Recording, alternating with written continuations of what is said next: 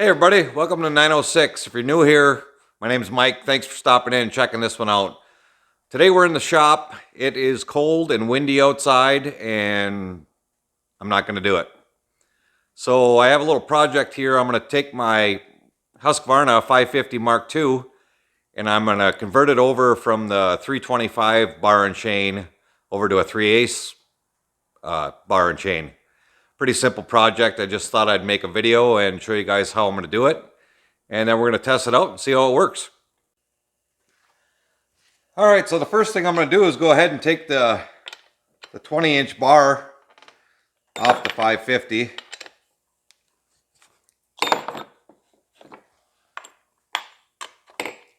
Go ahead and loosen up the chain just a little bit here. I'm also going to throw this bar and chain, both bars and chains on the scale and see what kind of weight I'm going to gain by doing this. This is a 20-inch bar on here, and the 3/8 bar that I'm going to put on is 24, which is the reason I'm doing this, because I want the longer bar, and we're going to see how it works. So, nothing to it. Side cover off.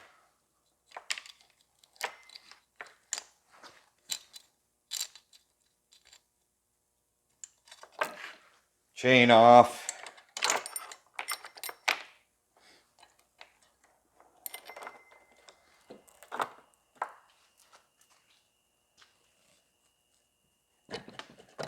And bar off.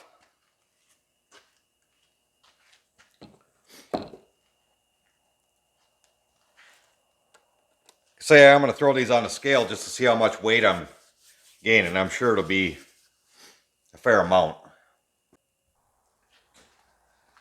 Okay, so I got the 20-inch bar and chain here. I just took off the saw. Let's go ahead and throw this up on the scale, see what it says.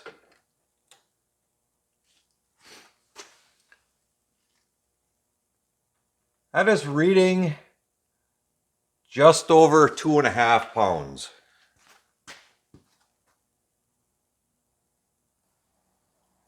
Okay, now I got the 24-inch bar, 3/8 bar, and the 24-inch chain here.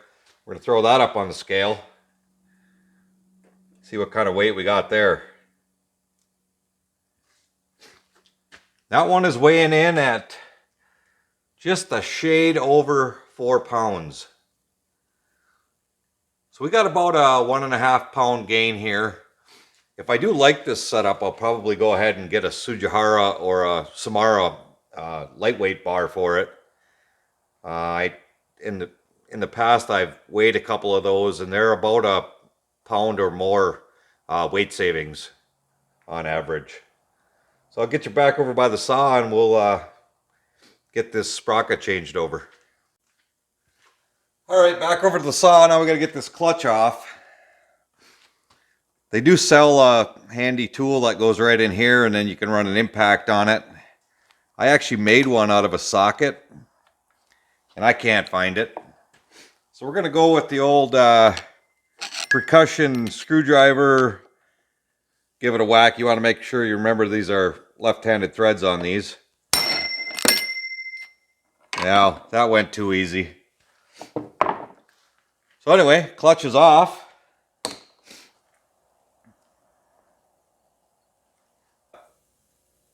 Seven-pin 3/8. I believe this is the small spline they call it. My dad had this laying around. I know this is the one for it. So we'll go ahead and install this. Maybe put a little grease on that bearing while I got this apart. And we'll reinstall the clutch. Just as kind of a little bit of a reference, this is the 3/8 obviously on the left here. That's the 325 on the right. That's the difference in diameter. It's not a whole bunch, but it's definitely going to change the torque a little bit on it. Okay, so I went ahead and put a little grease on that bearing. Just going to go ahead and install the sprocket on there. back together. And then reinstall the clutch. Say this isn't rocket science by any stretch of the imagination, so I just thought I'd go ahead and show you how I'm doing it here. Now, without my tool, I don't really have any way to tighten this clutch, so I'm going to hand tighten it, and then when I get it put back together, I'll run it up to speed and give her a chain brake action a couple times, make sure it's good and tight on there. There's grooves to take it off, but they're tapered, so it won't allow you to tighten it with the hammer and the chisel method. Okay, I'm all ready just to put the bar and the chain back on it.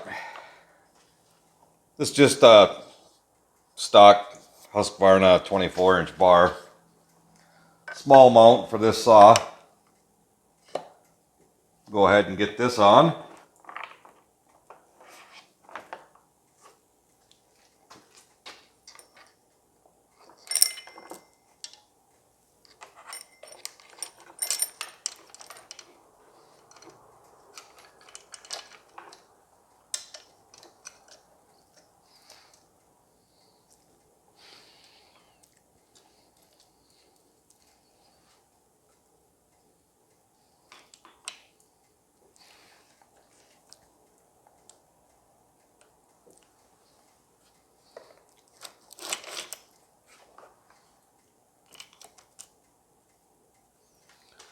Just like so.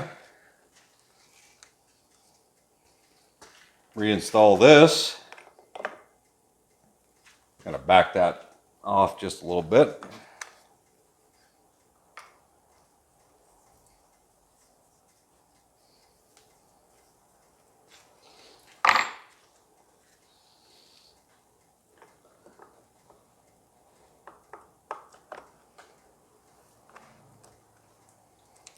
I ended up with this bar. I had a 24-inch standard bar for my Johnsonred. Somebody needed to borrow a bar because he was waiting on his bar to come in for his 272. So I let him borrow the spare bar for the Johnsonred. When his bar come in, he said, well, you just want to take the bar I ordered? Sure, no difference. Well, I didn't pay no attention. It's just a spare anyway. And of course, the Johnsonred is a large mount. This is a small mount. So it won't work on a Johnsonred. Instead of chasing them down, I thought, well, I'll use it for this little experiment here. I'm going to put this chain pretty tight. It's a brand new chain. It's going to stretch, so.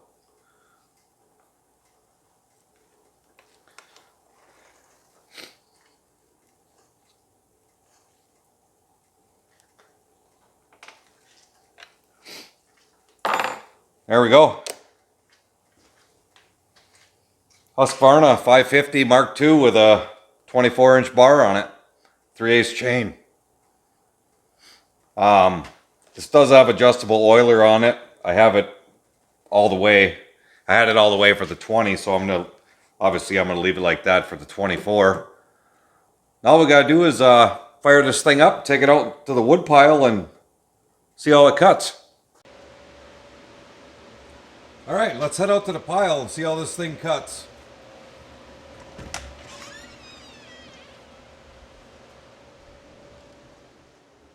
Oh, that's a problem.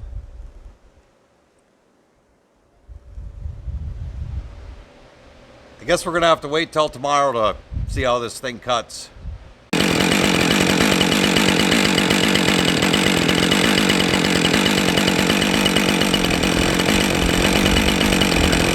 Okay, as promised, a day later, or 2 or 6, not exactly sure. Cold and windy today, so I'm gonna take this up to the pile and make a few cuts and see how it works. I'll get you guys set up there and we'll cut some maple with this and see how it goes.